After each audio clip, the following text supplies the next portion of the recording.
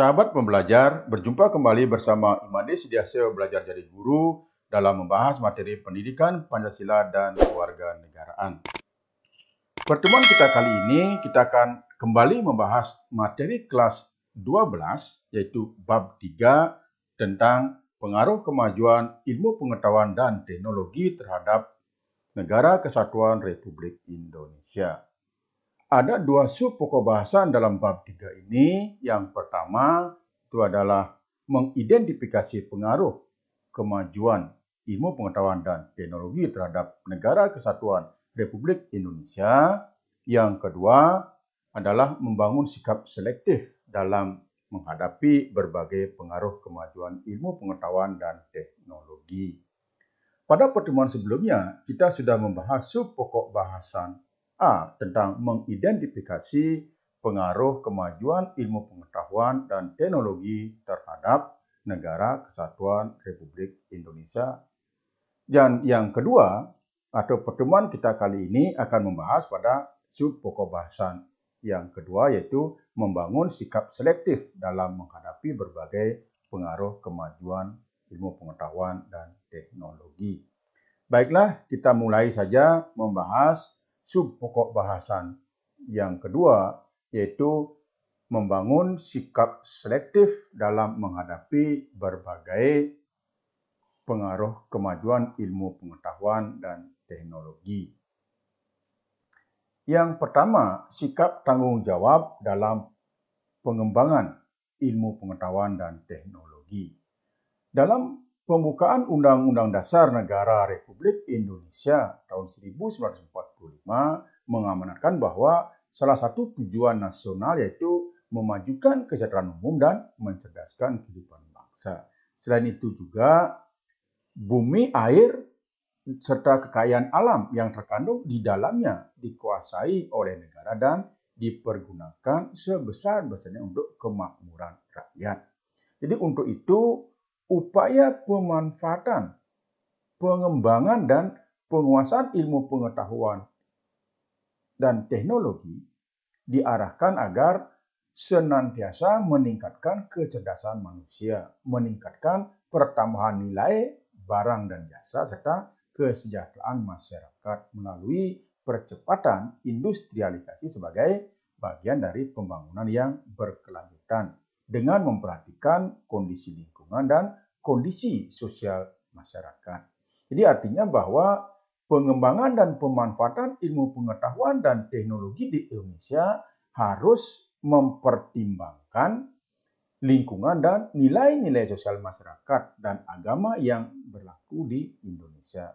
Jadi pengembangan dan pemanfaatan ilmu pengetahuan dan teknologi harus disertai dengan etika dan rasa tanggung jawab dan menghindarkan diri dari kerusakan lingkungan.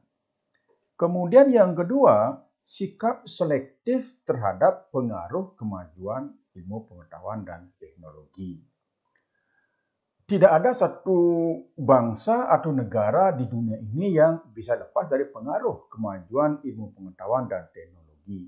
Namun demikian, yang harus diperhatikan dalam menghadapi kemajuan ilmu pengetahuan dan teknologi ini adalah selalu bersikap selektif terhadap pengaruh kemajuan iptek, yaitu kita mengambil hal-hal yang positif dari kemajuan ilmu pengetahuan dan teknologi dan membuang hal-hal yang negatif.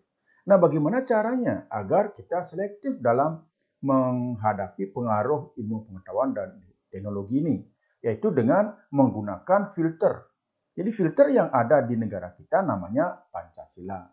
Jadi nilai-nilai Pancasila merupakan cerminan dari nilai-nilai budaya bangsa yang dapat diterima oleh semua kalangan sehingga dapat dijadikan benteng atau filter yang kokoh dalam menghadang pengaruh negatif dan dari kemajuan ilmu pengetahuan dan teknologi.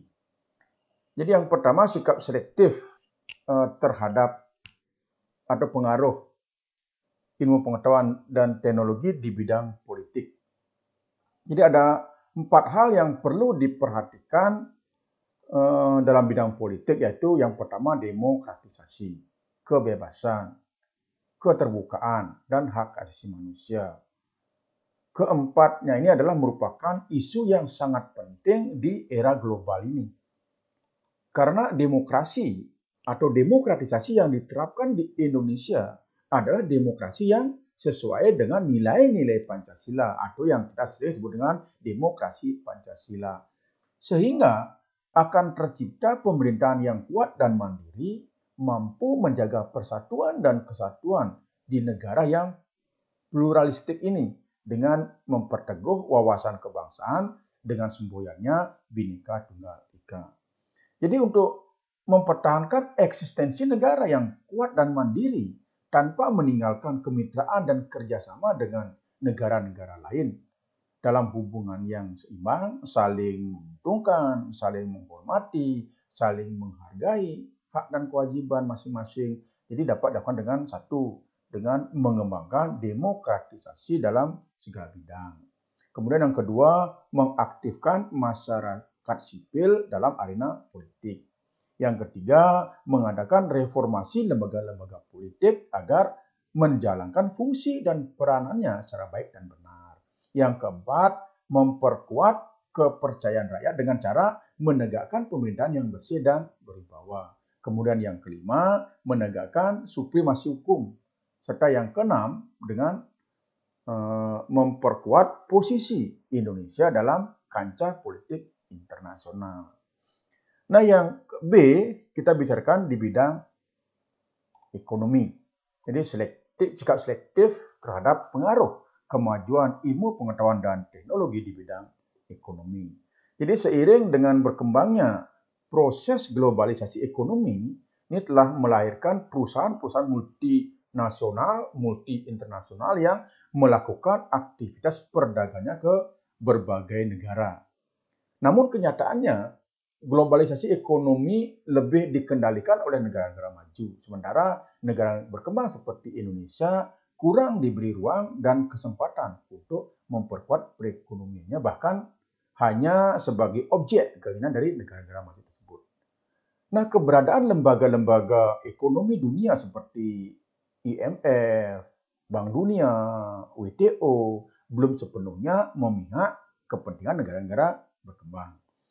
Untuk mengantisipasi pengaruh negatif dari kemajuan ilmu pengetahuan dan teknologi di bidang ekonomi dan memperkuat kemandirian bangsa dapat diterapkan melalui ekonomi kerakyatan. Jadi, bagaimana cara menerapkan ekonomi kerakyatan? Jadi yang pertama adalah memperkuat pasar domestik. Jadi sistem ekonomi dikembangkan untuk memperkuat produksi domestik untuk pasar dalam negeri sehingga memperkuat perekonomian rakyat. Kemudian yang kedua, pemberdayaan di bidang pertanian. Jadi pertanian dijadikan prioritas utama karena mayoritas penduduk kita, masyarakat Indonesia itu adalah bermata pencaharian sebagai petani karena negara kita sering disebut dengan negara agraris. Nah, kemudian yang ketiga, pemanfaatan produk-produk dalam negeri. Jadi industri-industri yang ada haruslah menggunakan bahan baku dari dalam negeri sehingga tidak tergantung dengan impor. Sehingga dengan demikian kita akan mampu mempertahankan perekonomian dalam negeri. Setelah itu, yang keempat, perekonomian yang berorientasi pada kesejahteraan rakyat. Artinya bahwa segala sesuatu yang menguasai hajat hidup orang banyak haruslah bersifat murah dan terjangkau oleh masyarakat lemah. Kemudian yang kelima, meningkatkan kemandirian di bidang ekonomi, kemudian meningkatkan kerjasama. Jadi tidak tergantung pada badan multilateral seperti IMF, Bank Dunia, atau WTO. Jadi dengan meningkatnya kemandirian di bidang ekonomi, kita mampu berdiri di kaki sendiri tanpa tergantungan dari badan-badan internasional yang seperti saya sebutkan tadi, yaitu IMF, Bank Dunia maupun WTO. Nah, kemudian yang selanjutnya itu adalah sikap selektif terhadap pengaruh kemajuan iptek di bidang sosial budaya. Nah, bagaimana cara menghindari daripada di bidang sosial budaya ini, di mana telah memberikan pengaruh yang begitu signifikan dalam perilaku yang ditampilkan oleh setiap masyarakat. Di antaranya dalam hal gaya hidup, gaya berpakaian, kemudian dasar ikatan hidup bermasyarakat, dan semakin mudahnya mendapatkan informasi dan ilmu pengetahuan. Nah, untuk menghindari hal tersebut atau pengaruh negatif dari kemajuan ilmu pengetahuan dan teknologi ini bisa kita lakukan dengan bersikap terbuka, terbuka terhadap inovasi dan perubahan.